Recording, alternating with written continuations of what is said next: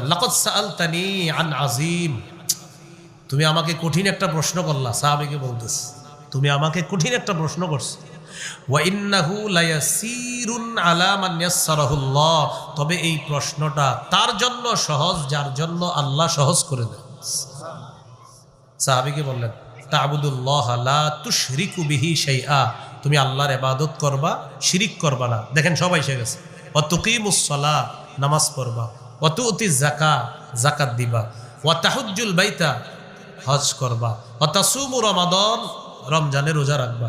এটা বলার পর নবী বললেন আলা আদুল্লুকা আলা আবওয়াবিল খাইর, আচ্ছা আমি কি তোমাকে কল্যাণের দরজা সমূহের কথা বলবো না? এবার নবী বললেন শোনো, কল্যাণের অনেক দরজা, এর মধ্যে উল্লেখযোগ্য কল্যাণের দরজা তিনটা। প্রিয় ভাইয়ারা, কল্যাণের দরজা কয়টা? এক, আস-সাওমু জুন্নাহ, এক নাম্বার কল্যাণের দরজা